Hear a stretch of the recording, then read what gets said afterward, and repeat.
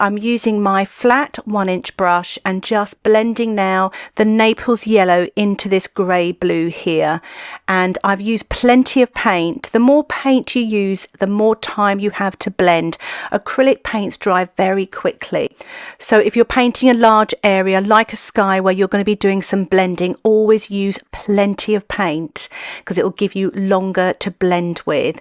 And you can also add a little bit of water if you need to make blending easier, but I've been very generous here with the Buff Titanium. I'm actually squeezing a little bit more and very gently blending here to create an atmospheric sky. I've decided to squeeze out a little bit more of the Buff Titanium and I'm blending there just to create a little bit more drama and light in my sky. And try to, when you're blending, go back and forward to each edge. Don't stop your brush in the middle because sometimes it creates a mark there. So go from one edge to the other if you can.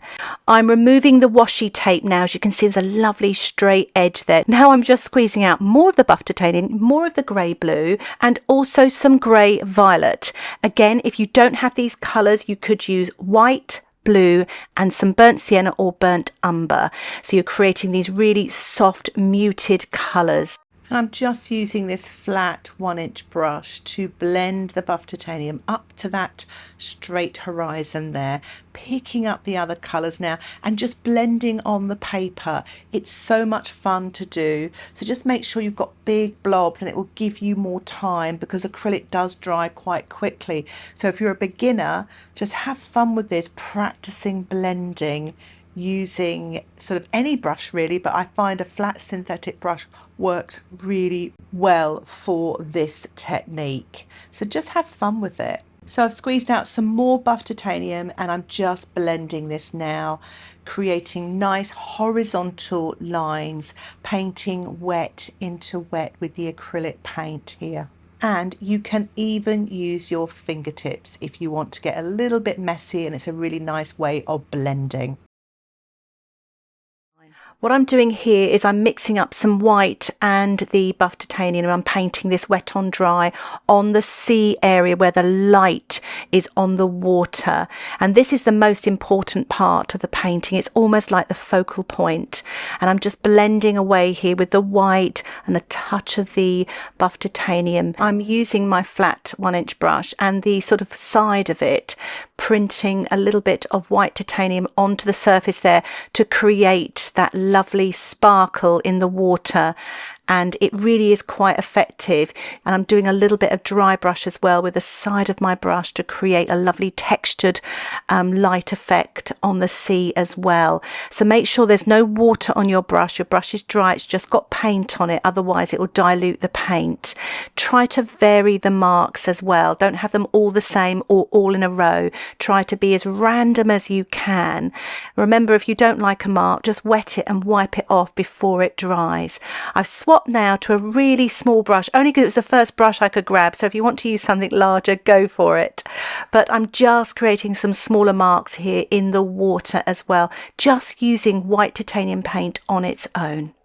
I thought it'd be quite nice to spatter as well, so I've watered down the white titanium and I'm spattering with this small brush just to create a little bit more sparkle. So I'm mixing up a little bit of the grey violet here, but you could use the ultramarine, burnt sienna and a little bit of white or the Buff Titanium. And it's a kind of soft colour here, soft grey, and I'm just blending it in to the water just to finesse the painting, so it's going into this light area. And you can mix it up a little bit and add maybe a little bit more blue. I'm adding a little bit more Buff Titanium. I'm just finishing up here, sort of blending in some of this blue-grey colour, and I'm going to let the painting dry. Once the painting is dry, I'm using my flat brush to paint some rocks here using blue and brown, actually, some ultramarine and burnt umber. I've swapped the smaller little brush there just to finesse these rocks, working wet on dry.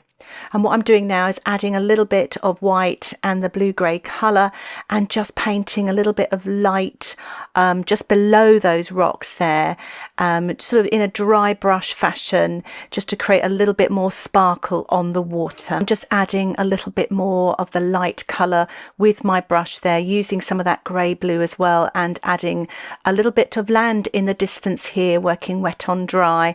And I'm using a small brush, a little round brush here, but you could use something a little bit larger if you feel comfortable. I've added a touch more white in there. I felt it was a bit dark. I don't want it to come forward too much. I'm going to paint something on this side as well, just to balance out everything, using this lovely sort of light to mid-tone colour. But you could use ultramarine, bit of burnt sienna and a touch of white to create this colour to finish off my painting. So I really hope you found that tutorial helpful. Just give it a go, you may surprise yourself. If you like this video and you'd like to support the content I create here on YouTube, why not think about joining my Patreon membership? Details about the membership can be found in the description below. Just click more. Thank you so much for watching. Happy painting. Bye for now.